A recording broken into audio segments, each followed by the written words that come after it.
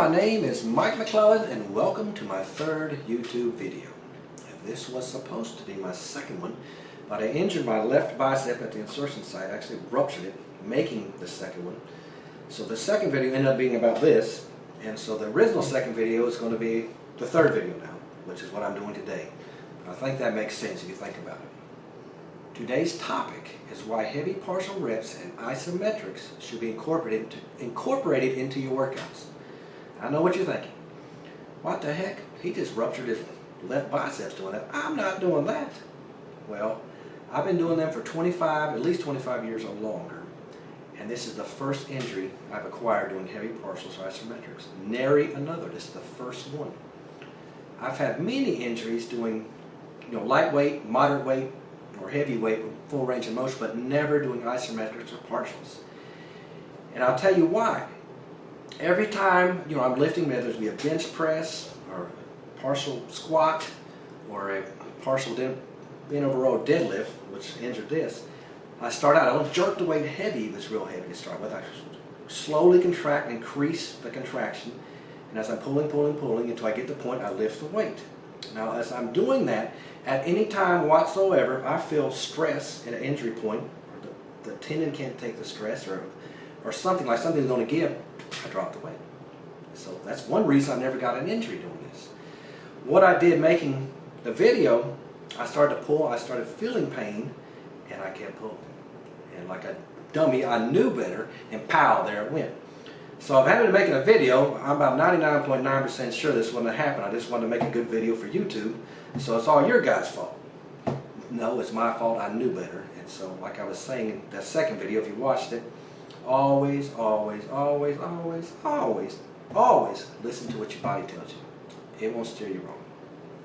Now, in my introduction video, I alluded to how I gain more strength and muscle mass incorporating heavy partials and isometrics into my training than any other training method I've come across. And I came across this serendipitously approximately 30 years ago. Let me explain how I came across it.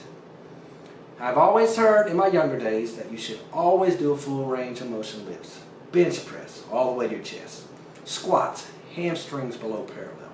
Any weightlifting movement must be done to the fullest possible range of motion to get the best benefits from that exercise. So that's what I did. I did full range for years with light, moderate, and heavy weight, and made gains, but wasn't basically getting any stronger or bigger for the last 2 or 3 years I was doing this. It stayed the same. Plateau. Plus, whenever I lifted heavy weights, full range, my joints started hurting, tendonitis, my elbows, knees. I would get little muscle pulls that would heal if I backed off, but would come right back the instant I went heavy. Basically, I was feeling more of my joints, tendons, and connective tissue than my muscles. So one workout, I was doing full range bench presses, and my shoulders and elbows were just killing me. Even with lightweight. I thought something has got to give. I got to try something different. This was basically like beating my head against the wall. So the next set, I lowered the weight and stopped before I got to a depth that I had any pain. I did a lot more reps, obviously, because I wasn't going as deep. Racked the weight and thought, wow, that didn't hurt at all. And actually, I felt my muscles. I then added weight for the next set and did the same. Stopped before I had any pain. I kept adding weight with each set and made a conscious effort to stop at a range that did not cause pain. The more weight I added, the less range of motion I could do without pain, but I felt the stress in my muscles and not in a joint or increase in pain at an injury location. And the next day, my muscles were sore, my injuries or joints were no more worse for the wear or even hurt less. I thought, wow, I might be onto something. After that, I started doing the same with other lifts. Bent over rows, squats, incline bench presses, didn't matter. I did my lifts in a pain-free range of motion with whatever weight I used and worked up to the heaviest weight I could until I was basically doing an inch or two range of motion or isometric exercise. And every exercise I incorporate this method with, the same results happen. Less joint pain, more muscle soreness, and I felt it and the muscle was being taxed and not my joints or chronic injuries as much. And almost instantly I started adding strength and muscle size too. Over time, something else happened as well. My injuries and joints did not hurt as bad or at all when I did full range of motion. Plus, I was using more weight with my full range of motion exercises than I'd ever done before. And I don't mean a little, I mean a lot more. I remember doing bent over rows for years, full range, and had worked up to 220 pounds, relatively strict, for about 10 reps, but could not go any heavier to save my life. Felt like I was trying to lift a bus if I had 10 pounds. I remember seeing Arnold Schwarzenegger doing bent over rows with 315 pounds and said, my God, and he said he willed himself to lift that weight. I thought at that time, truly there is no way in the world I'm ever going to lift that heavy weight in that exercise, especially since a little over 220 felt so heavy, felt like a bus. Then came partials. Now, it didn't happen overnight. It took years to build up to this. But I eventually got up to 1,300 pounds partial 1-inch deadlift. Now, you could say that's impressive. But to me, the impressive part was when I went back down to the lighter weight. Well, relatively lighter anyway. I had worked up to when I was on my strongest, I was able to do strict, full range of motion, bent over rows with 335 pounds. That's 20 pounds more than Arnold was doing for 12 reps. I was younger, about 20 pounds heavier too, maybe 15 years ago. But I am 100% sure this would have never happened if I had not incorporated heavy partials and isometrics. And remember, I'm drug-free. Arnold had a little bit of juice up in him. This is drug-free. So I knew it worked for me. Anyone else that tried it got similar results as well. So the empirical evidence was blatantly obvious. I hadn't seen a study that backed my empirical evidence, but then I found one, and here it is. A recent study from the University of Nebraska at Lincoln has given new meaning to the concept of brain power by suggesting that physical strength might stem as much from exercising the nervous system as the muscles it controls. Over the past few years, researchers have found evidence that lifting more repetitions of lighter weight can build muscle mass just as well as fewer reps of heavier weight. Even so, those who train with a heavier weight still see greater gains in strength than those who lift lighter loads. But if strength differs even when muscle mass does not, what explains the disparity? In the study done by Nathaniel Jenkins and his colleagues, they found some answers to this by measuring how the brain and motor neurons, cells that send electrical signals to the muscle, adapt to high versus low load weight training. Their study suggests that high load training better conditions the nervous system to transmit electrical signals from the brain to the muscles, increasing the force those muscles can produce to a greater extent than does low load training. So you're basically contracting the muscle stronger, more of the muscle bundles, plus you're firing them off more rapidly. Jenkins found evidence that the system activates more of these motor neurons and sites them more frequently. That's what I said. So this is how he did the study. He randomly assigned 26 men to train for 6 weeks on a knee extension machine loaded with either 80% or 30% of their maximum weight they could lift, 3 times per week. The participants lifted until they could not compete another repetition, to failure. Jenkins was able to replicate the findings of several previous studies, so he did it many times, seeing similar growth in muscle between the two groups, but a larger strength increase over the 6-week period of roughly 10 pounds worth in the high load group. Same amount of muscle growth, but one lifts heavier or stronger. But the researchers also supplied electrical current to the nerve that stimulates the quadricep muscle, used in the extension, it's your femoral nerve. Even at full effort, most people do not generate 100% of the force their muscles can physiologically produce. So you're trying as hard as you can, but you can still get some more force out of your muscle if you can just fire more rapidly, but you can't do it voluntarily.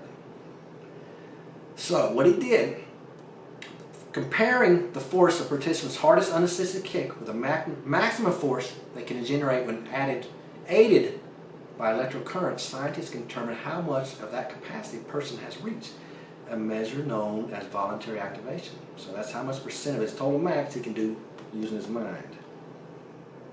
When adjusted for baseline scores, the researchers found that voluntary activation of the low load group increased from 90 0.07 to 90.22%, or a gain of 0.15% increase of their voluntary capacity to contract faster and more muscle bundles over the 6-week span. The high-low group saw the voluntary activation jump from 90.94% to 93.23%, a raise of 2.35%. That's a 6-week time frame. Quick synopsis of this study.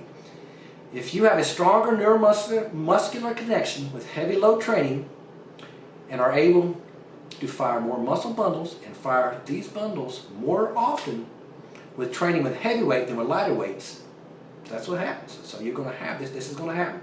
You're going to be able to fire more muscle bundles, say that again, and fire them more rapidly using heavier weight than with lighter weight. Say that one more time. You'll be able to fire more muscle bundles and fire them more rapidly training with heavy weight than you can with lighter weight. Now, if that's the case, in this 6-week time frame, 2.35 increases the participants' voluntary muscle contraction. That was just in 6 weeks. Imagine what 25 years can do. And that's what happened with me. This is advantageous in so many ways. The more muscle bundles you fire, the more often you fire, the more weight you can use. The jury's not out on this one. This is settled science. Generally, the heavier weight you can lift, the bigger the muscle is going to be. It's going to be denser. We know that anyway. There's definitely a direct correlation between size and strength. You know, I know he's saying in this study, oh, we got the same increase in muscle size, although one got stronger when they used the heavier weight. But there might be some fluid in there too. We don't know that. There's more contractile proteins. There has to be. It's got to be a tighter and harder muscle if you're lifting heavier weights. The jury's not on that. That's a fact. So, through the years, I have tweaked the way I do partials and isometrics to my current method.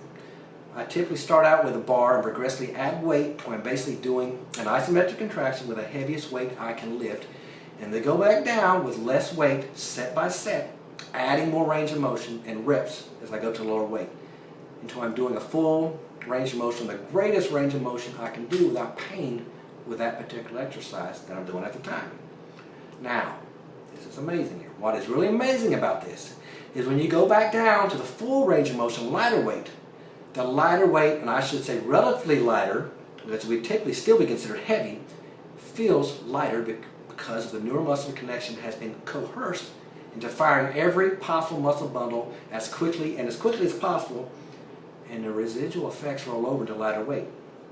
So this is kind of instantaneous, even though over time, usually the 6 weeks, well, in 25 years for me, that you're able to voluntarily fire more muscle bundles more rapidly. So this I'll tell you how you can find out just from doing it one time, and you can see how it works.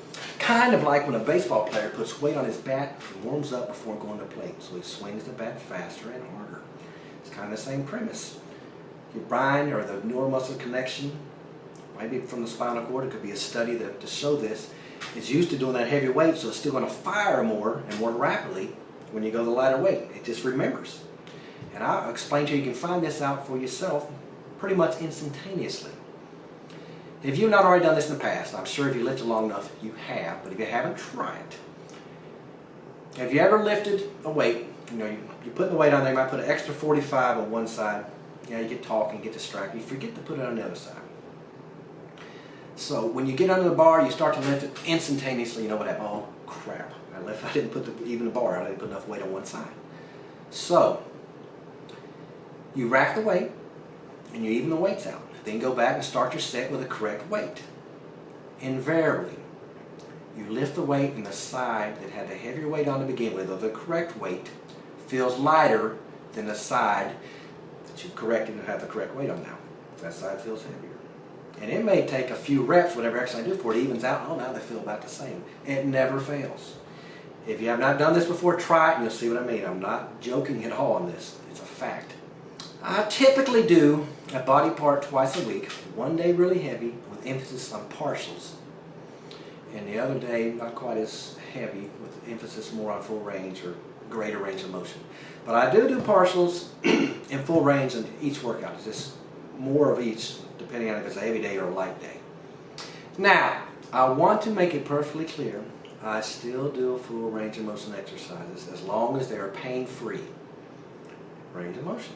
And I definitely think you should. The heavy partials or isometrics allow you to do more weight and reps with full range exercises. I think they complement each other. Each to get you strongest, leanest, and biggest you can possibly be. Put it all together. My typical routine, I do a body part twice a week with more emphasis on heavy isometrics and partials one day and more on full range of motion on the other. But I do a little of both in each workout, but always pain-free range of motion no matter what. Now in conclusion, please give this a try. Don't let one injury in 25 years scare you. Remember, if you ramp up your contractions slowly, you can always abort before you have an injury. You start feeling pain, something's not right, stop! Don't keep pulling like I did. And it won't happen to you, I promise. Remember, one time in 25 years. So today's proverb, or something to ponder, do your best, but don't expect more. Now, think about that one. And as always, be good to each other. We are really in this world all together. Please subscribe if you like the content. Shoot me an email in the comment section, a topic you may want me to cover, or any suggestion you may have. Thank you very much. The next video will be up soon. Bye-bye.